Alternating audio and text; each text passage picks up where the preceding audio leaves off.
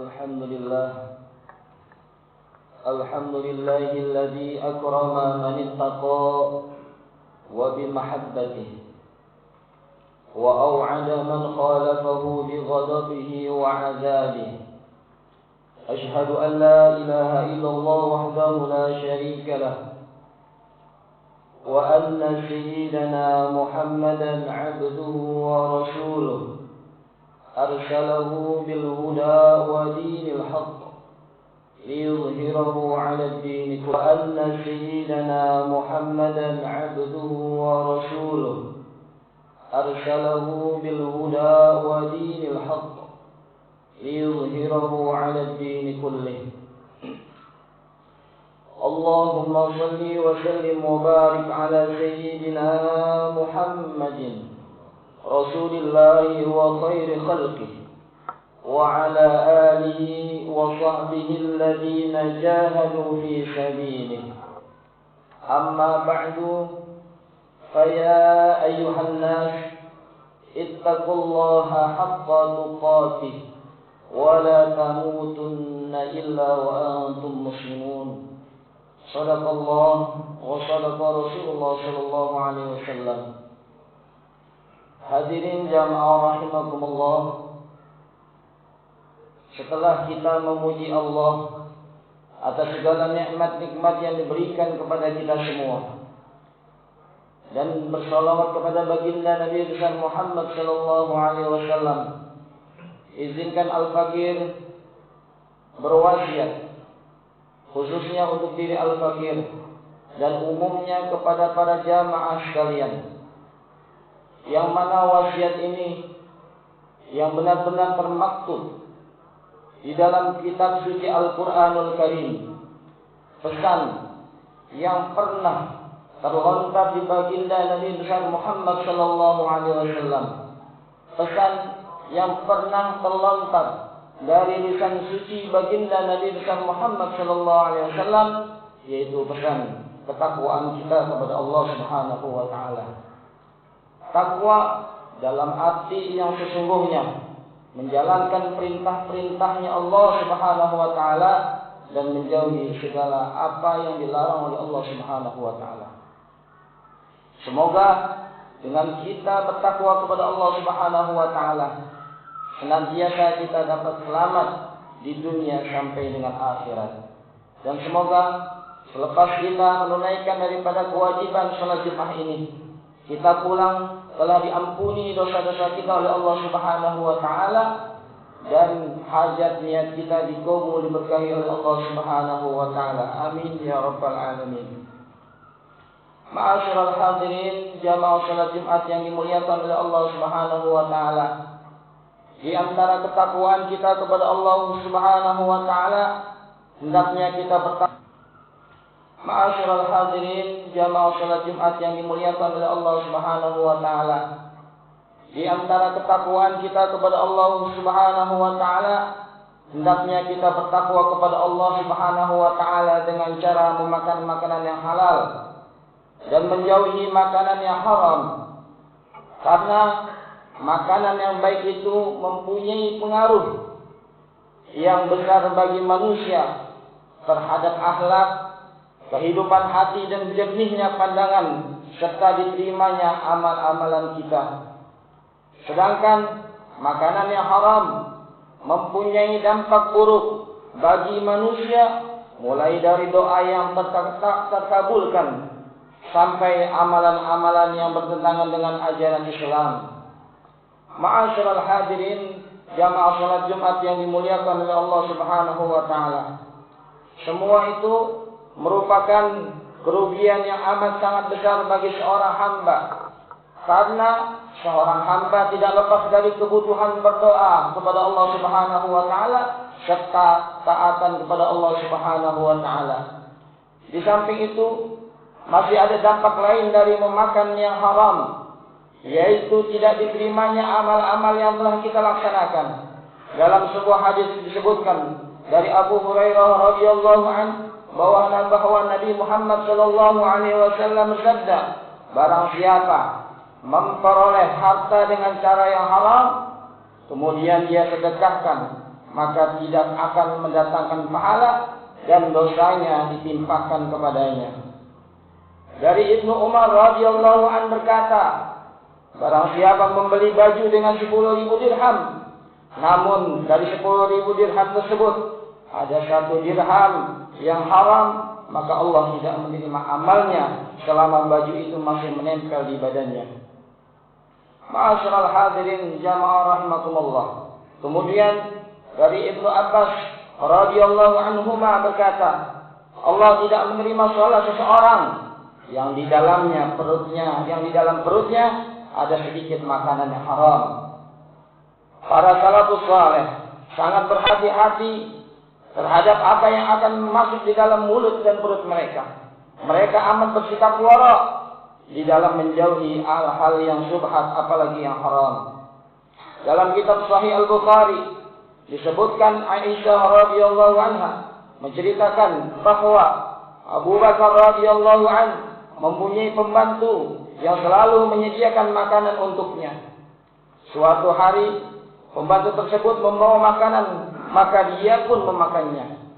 Singkat cerita, setelah tahu bahwa makanan tersebut didapatkan dengan cara yang haram, maka dengan serta-merta dia memasukkan jari tangannya ke kerongkongan, kemudian dia memuntahkan kembali makanan yang baru saja ke dalam perutnya. Lalu Imam An-Nawawi ketika hidup di negeri Syam, dia tidak mau memakan buah-buahan di negeri tersebut. Tatkala orang menanyakan tentang sebabnya kepada beliau, maka dia menjawab, di sana ada kebun-kebun wakaf yang telah hilang, maka saya khawatir memakan buah-buahan dari kebun tersebut. Ma'asyiral hadirin jamaah salat Jumat yang dimuliakan oleh Allah Subhanahu wa taala. Makanan haram bisa disebabkan memang zatnya yang haram, seperti bangkai, daging babi, darah dan sebagainya. Atau karena haram cara mendapatkannya, seperti dengan cara mencuri, riba, curang dalam jual beli, korupsi, suap dan lain sebagainya. Praktek-praktek mendapatkan harta dengan cara yang haram dapat mudah kita saksikan di zaman ini. Perampokan, penipuan, riba, korupsi, kolusi dan sebagainya hampir-hampir selalu diekspos di media sosial. Seolah-olah hal ini sudah merupakan salah satu hal yang biasa. Segala macam cara akan digunakan manusia dalam rangka untuk mendapatkan harta yang sebanyak-banyaknya. Rasulullah Shallallahu Alaihi Wasallam bersabda, la ya'tiyanna 'ala an-nasi zamanun la yubali al-mar'u bima akhadha al-mal amin halalin amin haramin. Akan datang suatu zaman seorang tidak akan peduli terhadap apa yang diambil, apakah itu halal, apakah itu haram. Ma'asyiral hadirin sedang Jumat yang dimuliakan oleh Allah Subhanahu wa taala. Padahal harta yang haram itu selain berdampak pada diri, pada tidak diterkabulnya doa dan ditolaknya amal, juga merupakan sebab mendapatkan azabnya Allah Subhanahu wa taala di akhirat nanti. Dalam sebuah hadis sahih disebutkan bahwa tidak bergerak dua telapak kaki anak cucu Adam di hari kiamat nanti sampai ditanya salah satunya tentang hartanya, dari mana dia dapatkan dan kemana dia belanjakan. Maka hendaknya kita bermuhasabah, introspeksi diri, berapa banyak doa-doa kita yang telah kita panjatkan kepada Allah Subhanahu wa taala, berapa banyak istighatsah digelar dalam rangka mengatasi berbagai krisis yang mendera bangsa kita dan berbagai bencana yang menimpa negeri kita. Namun pada kenyataannya bencana demi bencana tetap melanda, berbagai krisis tidak teratasi dan berbagai kesulitan tak kunjung usai. Mungkinkah ini bangsa sudah terbiasa dengan praktek-praktek mendapatkan harta dengan cara yang haram? Ma'asyiral hadirin jamaah rahimakumullah. Sebagai penutup, marilah kita amalkan doa yang diajarkan Rasulullah Shallallahu Alaihi Wasallam agar kita selalu dicukupkan dengan yang halal dan dijauhkan dari rezeki yang haram. Allahumma kfini bihalalika an haramika wa aghnini bifadlika amman siwak. Ya Allah, cukupkanlah diriku dengan rezekimu yang halal dari rezekimu yang haram, dan cukuplah diriku dengan keutamaanmu dari selainmu. Ma'asyiral hadirin jamaah rahimakumullah. Demikian khutbah yang kami sampaikan. Semoga bermanfaat untuk kita semua dan semoga Allah Ta'ala memberikan kepada kita rezeki yang halal, banyak serta barakah. Amin amin ya rabbal alamin. A'udzubillahi minasyaitonir rajim. Bismillahirrahmanirrahim.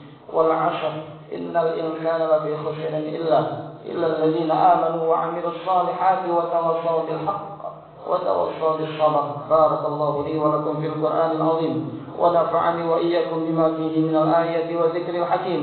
أقول قولي هذا وأستغفر الله العظيم لي ولكم. أقول قولي هذا وأستغفر الله العظيم لي ولكم ولسائر المسلمين والمسلمات والمؤمنين والمؤمنات.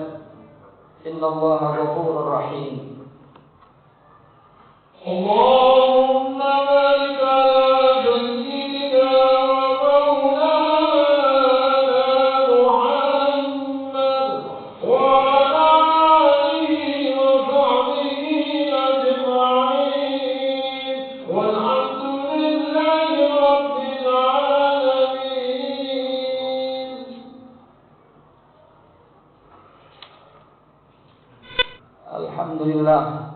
الحمد لله حمدا كثيرا كما أمر. أشهد أن لا إله إلا الله وحده لا شريك له إرغاما لمن جهد به وكفر. وأشهد أن سيدنا محمدا عبده ورسوله سيد الخلائق والبشر.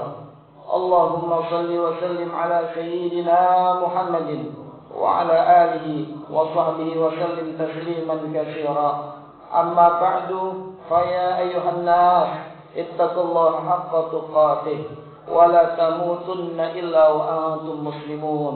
واعلموا أن الله أمركم بأمر بدأ فيه بنفسه وثنى بملائكة قدسه فقال تعالى ولم يزل قائلا عليما إن الله وملائكته يصلون على النبي يا أيها الذين آمنوا صلوا عليه وسلموا تسليما. وأجيبوا الله إلى ما دعاكم وصلوا وسلموا على من به هداكم. اللهم صل وسلم وبارك على سيدنا محمد وعلى آله وصحبه أجمعين والتابعين وتابع التابعين وارض عنا معهم برحمتك يا أرحم الراحمين. اللهم اغفر للمؤمنين والمؤمنات والمسلمين والمسلمات الأحياء منهم والأموات إنك سميع قريب مجيب دعوات. يا قاضي الحاجات ويا كاشف البليات. اللهم انصر من نصر الدين واخذل من خذل المسلمين وعال كلمتك إلى يوم الدين. اللهم ألف بين قلوب المؤمنين وأصلح ذات بينهم. اللهم ادفع عنا البلاء والوباء والغلاء والفحشاء والمنكر والبغي والشدائد والسيوف المختلفة والمحن ما ظهر منها وما بطن من بلدنا هذا خاصة ومن سائر بلاد المسلمين عامة إنك على كل شيء قدير وبالإجابة جدير. ربنا اغفر لنا ولإخواننا الذين سبقونا بالإيمان ولا تجعل في قلوبنا غلا للذين آمنوا ربنا إنك رؤوف رحيم. ربنا آتنا في الدنيا حسنة وفي الآخرة حسنة وقنا عذاب النار. عباد الله إن الله يأمر بالعدل والإحسان وإيتاء ذي القربى وينهى عن الفحشاء والمنكر